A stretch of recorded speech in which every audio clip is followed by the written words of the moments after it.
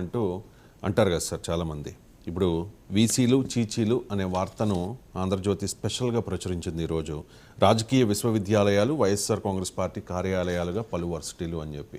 YSR Congress party హయాంలో జగన్ ముఖ్యమంత్రిగా ఉన్నప్పుడు వైస్ ఛాన్సలర్లు చాలామంది జగన్కు పరమ వీర భక్తులుగా వ్యవహరించారు అన్నది అప్పటి ప్రతిపక్షం, ఇప్పటి అధికార పక్షం వాదన సార్. ఎందుకు ఈ వీసీల చుట్టూ ఇన్ని వివాదాలు? రాజకీయాల్లోకి ఈ విద్యను ఎందుకు తీసుకొస్తున్నట్టు? అంటే మీరు దేశంలో ఏ పదవైనా రాజకీయాలతో ముడిపడి ఉంటుంది, ఉండకూడదు. మీరు మా విమర్శ రావడమే కాదు, చాలా విశ్వవిద్యాలయాల్లో వైఎస్ఆర్ కాంగ్రెస్ పార్టీకి దగ్గరగా ఉన్న వాళ్ళు, సన్నిహితంగా ఉన్న వాళ్ళు వైస్ ఛాన్సలర్గా నియమించబడిన మాట నిజం. అయితే ఈ ట్రెండ్ రాజకీయ పార్టీలు సహజంగా చేస్తున్న ధోరణే. అంటే కొంత బ్లేటెంట్గా చేశారా, కొంత కాస్తంత జాగ్రత్తగా చేశారా అన్నది తప్ప రాజకీయ పైరవీ లేకుండా, రాజకీయ లింక్ లేకుండా వైస్ ఛాన్సలర్ నియామకం జరిగేది చాలా అరుదుగా జరుగుతుంది. ఇక్కడ అక్కడ కాదు, దేశమంతటా ఇది కొంత వీర విధేయులు నియమించిన చోట ఉండొచ్చు, కానీ ఏదో ఒక పార్టీ పొలిటికల్గా ఉన్న లింక్తోని, ఇన్ఫ్లుయెన్స్తోని వైస్ ఛాన్సలర్. కానీ ఇక్కడ చిన్న సందేహం సార్ నాది, మీరు ప్రొఫెసర్గా కూడా పనిచేశారు కాబట్టి, అంటే వైస్ ఛాన్సలర్లను నియమించేది గవర్నర్ కదా సార్. గవర్నర్ అయినా, గవర్నర్ మన దేశంలో ఏదైనా గవర్నర్నే నియమిస్తాడు, కానీ అల్టిమేట్గా క్యాబినెట్ రికమెండేషన్తోనే నియమించాలి. గవర్నర్ డైరెక్ట్గా ఎవరిని నియమించే అధికారం ఉండదు. ఇప్పుడు అలా అంటే ఇప్పుడు ఎమ్మెల్సీలు, నామినేటెడ్ ఎమ్మెల్సీలు గవర్నరే, కానీ ఎవరు రికమెండ్ చేస్తారు? క్యాబినెటే కదా. ఏది గవర్నర్ అనే వ్యక్తి aid and advice of the council of ministers పైన పనిచేయాలి. అంటే మంత్రి మండలి సలహా సంప్రదింపుల పైన పనిచేయాలి. అందువల్ల గవర్నర్ స్వంతగా నియమించే అధికారం దేనికి ఉండదు.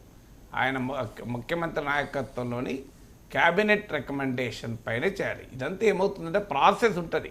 ఉదాహరణకు సెర్చ్ కమిటీ వేస్తారు, ఆ సెర్చ్ కమిటీ 3 పేర్లు సజెస్ట్ చేస్తారు, ఆ 3 పేర్లు ముఖ్యమంత్రి దగ్గరికి వస్తాయి. ముఖ్యమంత్రి టిక్ పెట్టిన వ్యక్తికే మంత్రిమండలి రికమెండేషన్గా పోతుంది, గవర్నర్ వాళ్ళనే నియమిస్తుంటారు. ఇది ఒక ప్రక్రియ. సో ఈ ప్రక్రియలో ఏమవుతుందంటే పొలిటికల్ ఇన్ఫ్లుయెన్స్ ఉన్న వాళ్ళు ముందుకు వస్తున్నారు. వాళ్ళు ఎంత కొంత మేరకైనా ఇండిపెండెంట్గా పనిచేస్తారా, పూర్తిగా పార్టీ నాయకులుగా పనిచేస్తారని క్వశ్చన్. మీరు అన్నట్లు ఆంధ్రప్రదేశ్లో పూర్తిగా వైఎస్ఆర్ కాంగ్రెస్ పార్టీకి విధేయంగా ఉన్న వారిగా పనిచేసిన ఉదాహరణలు ఉండవచ్చు. సో కానీ ఈ ట్రెండ్ ఎక్కడ అవుతుంది అనేది పొలిటికల్ అపాయింట్మెంట్ వైస్ ఛాన్సలర్. ఒకప్పుడు లేదు, 20 ఏళ్ల క్రితం, 30 ఏళ్ళ 10 ఏళ్ల క్రితం కూడా లేదు. ఈ మధ్యకాలంలో రోజు రోజుకు విపరీతమైన స్థాయికి పెరుగుతుంది. నేను ఎమ్మెల్యే క్వార్టర్స్లో ఉండేటప్పుడు చూసేవాడిని, ప్రొఫెసర్లు ఫైళ్ళు పట్టుకొని ఎమ్మెల్యే క్వార్టర్లో ఎమ్మెల్యేల అపాయింట్మెంట్ కూడా తిరిగేవాళ్ళు. పోనీ సీఎంలు మినిస్టర్లు కాదు, ఫైళ్ళు పట్టుకొని బయోడేటా పట్టుకొని ఎక్కడికి వచ్చారంటే మా ఎమ్మెల్యే దగ్గరికి వచ్చాము, మా ఎమ్మెల్యే ద్వారా ఒకసారి సీఎంకి చెప్పించుకుందామని వచ్చామని. సో ప్రొఫెసర్లు కూడా ఆ స్థాయికి వచ్చేసారు. ఎందుకంటే పైరవీలు చేసుకొని రావాలి, తమ కులం చెందినటువంటి ఎమ్మెల్యేల చుట్టూ ప్రదక్షిణాలు చేయడం, ఏరి కోరి తమ కులం వాళ్ళు ఎవరు అని వాళ్ళ ఎమ్మెల్యేల దగ్గరికి రోజు పైలు పట్టుకొని, సార్ మా పేరు చెప్పండి, మా పేరు చెప్పండి. సో ఇలా వైస్ ఛాన్సలర్ పదవికి ప్రయత్నం చేసేవారు రాజకీయ పలుకుబడిని వాడుకుంటున్నారు. ప్రభుత్వాల్లో ఉన్నవారు తమకు కావలసిన వాళ్ళు నియమించుకుంటున్నారు.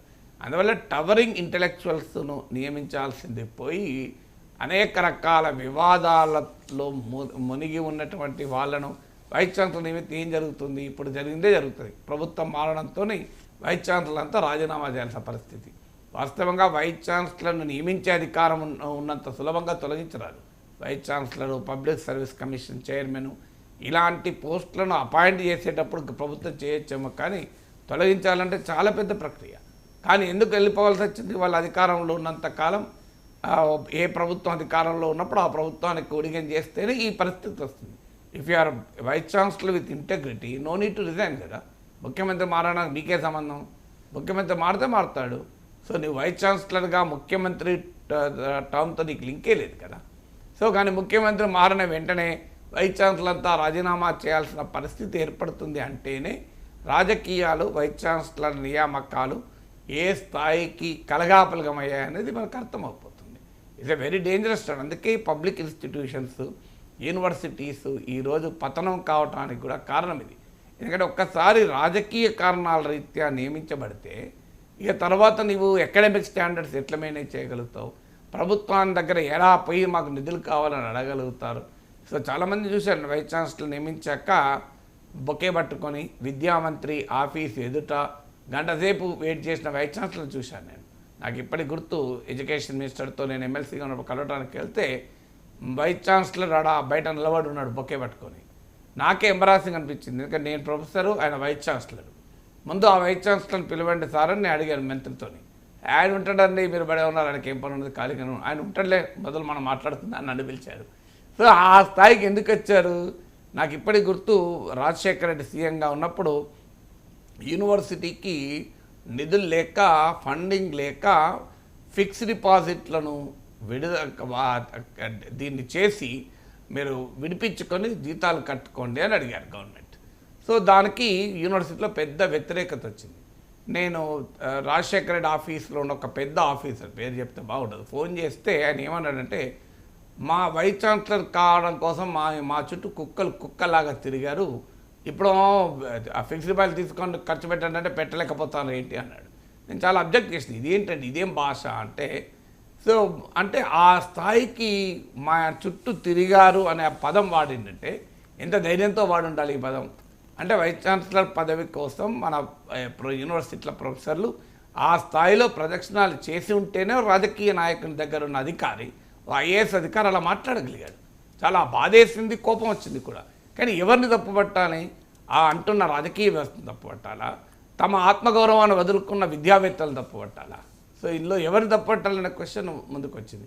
అందువల్ల వీసీ ఎందుకు ఎగ్జిక్యూటివ్ కౌన్సిల్ నియామకాల కొరకు కూడా ఎమ్మెల్యేల చుట్టూ ప్రదక్షిణాలు చేస్తుంటారు. నాకు ఇప్పటికి గుర్తు, నిన్న మరణించిన డి శ్రీనివాస్, ఆయన ఉన్నత విద్యాశాఖ మంత్రిగా ఉన్న సమయంలో నేను గ్రాడ్యుయేట్ ఎమ్మెల్సీగా ఎలక్ట్ అయ్యాను. సో నాకు కౌన్సిల్ లాన్స్లో కలిసి, నాగేశ్వర గారు మీ బయోడేటా కావాలి అన్నారు. ఏంటంటే మిమ్మల్ని ప్రభుత్వము ఈ ఉస్మానియా యూనివర్సిటీ ఎగ్జిక్యూటివ్ కౌన్సిల్లో నియమించాలనుకుంటోంది, సీఎం గారు కూడా చెప్పారు, గ్రాడ్యుయేట్స్కి రిప్రజెంటేటివ్ కదా మీరు, సో ఈ ప్రాంత గ్రాడ్యుయేట్లకు రిప్రజెంటేటివ్గా మిమ్మల్ని ఎగ్జిక్యూటివ్ కౌన్సిల్లో నియమించాలనుకుంటున్నామన్నారు. నేను నవ్వుతూ అన్నాను, సార్ నా మీద గౌరవం ఉంటే ఆ పని చేయకండి అన్నాను. ఎందుకు అన్నాడు. ఒకటి, నేను ఆ పదవి మీరు ఇచ్చిన పదవి తీసుకోవడం ద్వారా ఇక మిమ్మల్ని ప్రశ్నించకుండా ఉంటానని మీరు అనుకునే ప్రమాదం ఉంది, అది అయ్యే పని కాదు, నాకు పదవులు అవసరం లేదు, మిమ్మల్ని ప్రశ్నించడం అలవాటు నాకు అన్నాను. సో ఎందుకన్నానంటే, అంటే అదేం సార్ 30 మంది 20 మంది ఎమ్మెల్యేలు తీసుకొని వస్తారు మమ్మల్ని ఎగ్జిక్యూటివ్ కౌన్సిల్లో నియమించమని అని. సో నేను ఎమ్మెల్సీగా రిటైర్ అయినాక నన్ను వైస్ ఛాన్సలర్ తీసుకోమని ప్రతిపాదన వచ్చినా కూడా నేను నోరు మూసుకొని కూర్చోలేను 2 ఏళ్ళు అన్నాను. ఎందుకు అంటే ఒక యూనివర్సిటీస్కు ఒక అటానమీ ఆఫ్ మైండ్, యూనివర్సిటీలకు ఉండే ప్రత్యేకత ఏంటంటే ప్రభుత్వాలను కూడా ప్రశ్నించవచ్చు. ఇప్పుడు నేను 1988 నుంచి 2023లో రిటైర్ అయ్యేంత వరకు ప్రధానమంత్రిని, ముఖ్యమంత్రులు కూడా ప్రశ్నిస్తూ మాట్లాడారు. మరి నేను ప్రభుత్వ ఉద్యోగి కాదు, ఎందుకంటే యూనివర్సిటీ ఈజ్ నాట్ గవర్నమెంట్. చాలామంది తెలియదు, యూనివర్సిటీ ఈజ్ గవర్నమెంట్ అనుకుంటారు. యూనివర్సిటీ గవర్నమెంట్ కాదు కనుకనే నేను రాజీనామా చేయకుండా ఎలక్షన్లో పోటీ చేయగలిగాను. నా లీన్ మీదనే ఉన్నాను 8 ఇయర్స్. అందువల్ల యూనివర్సిటీకి ఆ ఫ్రీడమ్ ఎందుకు ఇచ్చారు, అటానమీ ఆఫ్ మైండ్. ఇప్పుడు 88లో నేను లెక్చరర్గా జాయిన్ అయిన తర్వాత నెదురుమల్లి జనార్దన్ రెడ్డి ప్రైవేట్ ఇంజనీరింగ్ కాలేజీలో వివాదం వచ్చినప్పుడు glad to see him go అని ఆర్టికల్ రాశాను టైమ్స్ ఆఫ్ ఇండియాకు చెందిన ది ఇండిపెండెంట్ అనే పత్రికలో. సో అప్పుడు నాకు సీఎం ఆఫీస్ నుంచి మా వీసీకి ఫోన్ కూడా వచ్చింది. కానీ ఏం చేయలేకపోయారు. ఎందుకు చేయలేకపోయారు? I have the power, autonomy, I have the right to speak like that. అంత ఫ్రీడమ్ నీకు యూనివర్సిటీలకు చట్టము, రాజ్యాంగము కల్పిస్తే దాంట్లో రాజకీయ నాయకులు, ఒక మేధావుల ముసుగులో ఉన్న రాజకీయ నాయకులు, అకాడమిషియన్స్ ముసుగులో ఉన్న రాజకీయ సంబంధాలు ఉన్నవారు ఆ పదవిలో కూర్చుంటే ఏ రకంగా అకాడమిక్గా కమాండ్ చేయగలుగుతారు? నేను పలానా వ్యక్తి గురించి మాట్లాడతలేను, వ్యవస్థ ఆ రకంగా రాజకీయంగా కలుషితం కావడం దుర్మార్గం. Right sir. ఇక ఆంధ్రప్రదేశ్, క్షమించాలి, తెలంగాణ ముఖ్యమంత్రి